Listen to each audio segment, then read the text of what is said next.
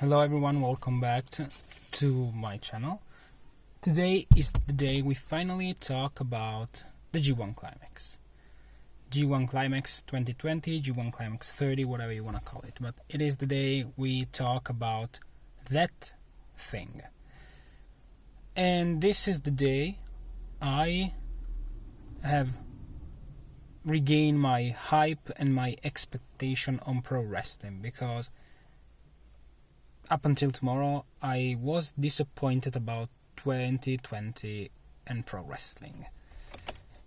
WWE in 2020 was trash as always, except few things, and NXT became an abortion. Like, the NXT Championship picture is meaningless. They have no one interesting except Finn Balor. That is the champion right now. Who is the champion right now? But except for that, there is nothing interesting at all. The tag team division is dead. The only thing that is keeping alive NXT is the women's division. Impact was disappointing. And AEW as well, mostly with All Out. I was a lot disappointed. That pay-per-view was one of the worst pay-per-view ever. Only 2 matches were good. The rest was absolutely shit. It was like WCW and WWE right now, so bad. And for that reason, I wasn't hyped at all for any pro wrestling show ever this year. But right now, I have regained my hope. I have high expectations on G1 Climax this year, due to the fact that we have so many professional wrestlers, so many good professional wrestlers in this tournament. We have 2 blocks that are fucking stacked, and I cannot wait to watch the G1 Climax.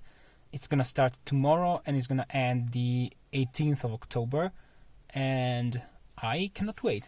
So without further ado, I will dive in the participants, and I will tell you the participants of each block, and then I'm gonna tell you who I think is going to win the whole G1 Climax, and I will give you also an opinion on who could win if that prediction isn't right.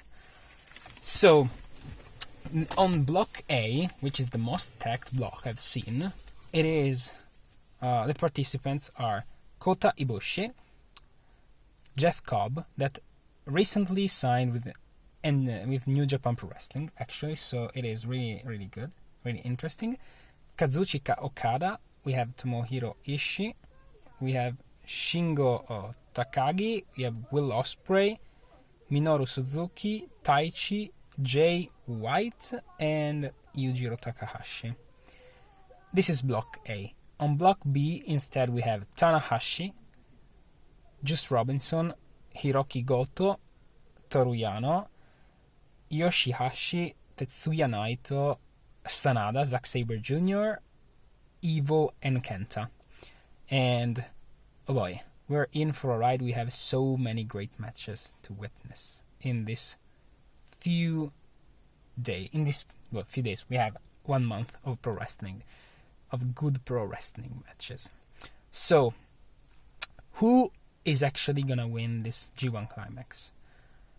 And is New Japan gonna save pro wrestling in 2020? Well, my answer is yes. New Japan is gonna save pro wrestling in 2020 with this G1 Climax, and the winner is gonna be the man who will win everything is gonna be Jay White. Be ready. But let's talk about each and every single participant. Kota Ibushi is not going to win because he won last year and started the Double Gold Dash storyline, so he is not going to win. Jeff Cobb is not going to win. He's there only to deliver good matches, and he's not going to win also because he recently signed, so don't expect him to win the tournament.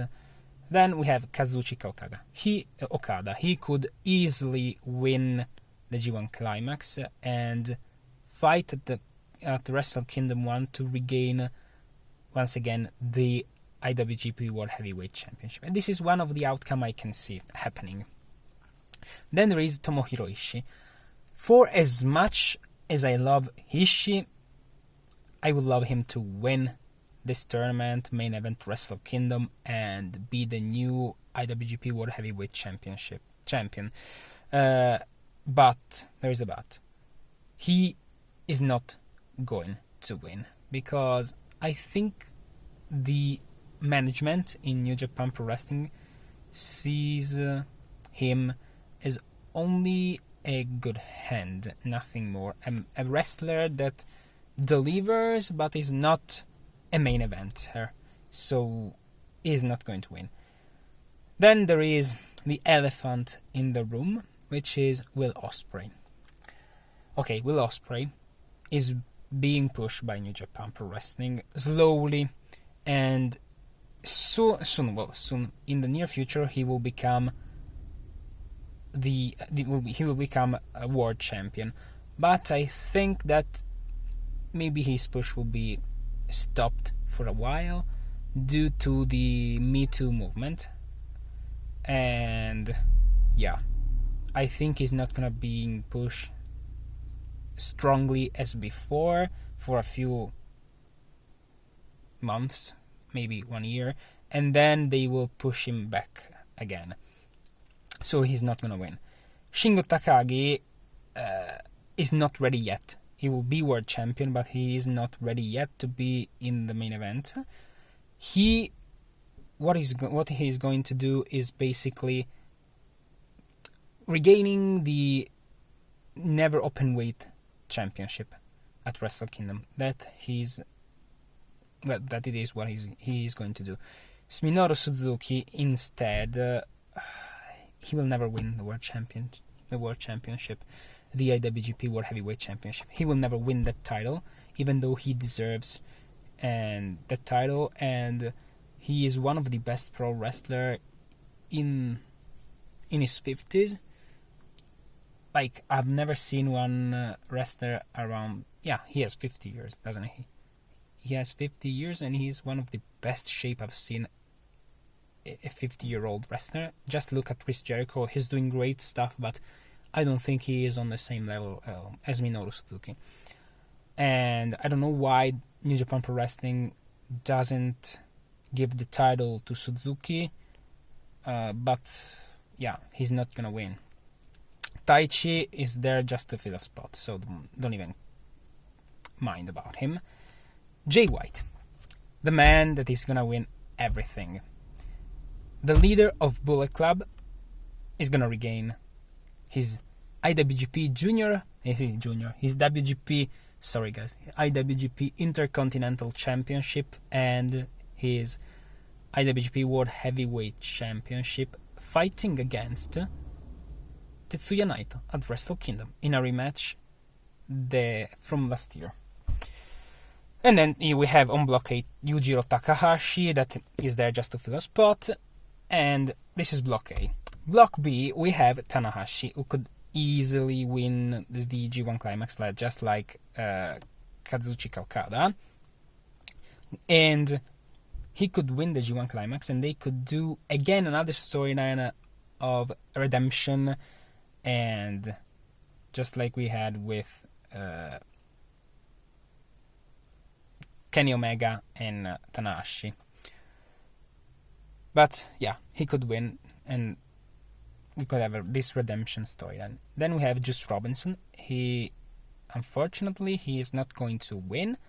I think that, he is a mid-carder right now, and in the future he will be an upper-carder, and probably could win the IWGP World Heavyweight Championship, but right now it is not the moment.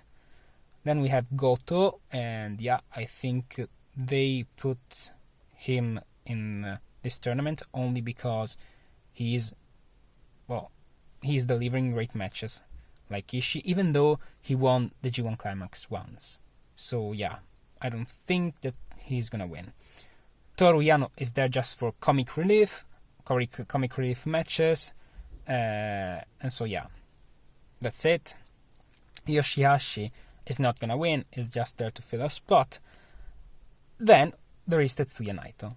And Tetsuya Naito could win the whole G1 climax. But yeah, I don't think this is going to happen because he is a double champion and he needs someone that wins this G1 climax in order to fight against him and take those titles from him. So Naito is not gonna win. Then we have Sanada, and Sanada is not gonna win. He could win. Well, his win would have made sense if Evil would have been still the IWGP World Heavyweight Champion and the IWGP World Intercontinental Champion. But since Evil lost those titles to Naito, I don't see Sanada winning. Zack Sabre Jr. is not gonna win. He is there to deliver good matches, and that's it. And then we have the other two wrestlers that could win this G1 climax: Kenta and Evil. We could see Kenta winning and fighting against Tetsuya Naito in a rematch from their match from Royal Quest. No, Royal Quest, sorry. From a pay-per-view, I can't remember right now, because Naito won the titles and then he was attacked. No, sorry, I can't remember, I'm stupid. Yeah, but Kenta could win and could fight against Naito. Yeah, he attacked Naito. Stupid, yeah. Sorry, match from those two guys. And yeah, actually I could see Kenta winning, even though I'm pretty sure he will face Jon Moxley for the IWGP United States Championship due to the fact that Kenta won the New Japan Cup, the American New Japan Cup, and he challenged Moxley. So I think at Wrestle Kingdom we're gonna have Moxley versus Kenta. And Evil could win and fight again against Naito and win back his titles. So actually, the two most, my two picks actually, the two real wrestlers that could win this tournament are Jay White or Evil, and I'm gonna go with Jay White. So this is pretty much it. This is my video talking about the G1 Climax 2020, and I'm gonna do a video about each and every night we're gonna have, talking about the matches and which match I liked and which match I didn't like, giving you the results and yeah, my opinion. And that's it, guys. I hope you enjoyed this video. If you want, subscribe and hit the notification bell. That will give you notifications when I upload videos. Give a like and comments if you want. Give me your opinion, who you think is gonna win this G1 Climax. Are you hyped for this G1 Climax tournament? And yeah, do you think New Japan Pro Wrestling is gonna save pro wrestling in 2020 with G1 Climax or not? And that's it, guys. I hope you liked this video and see you next time.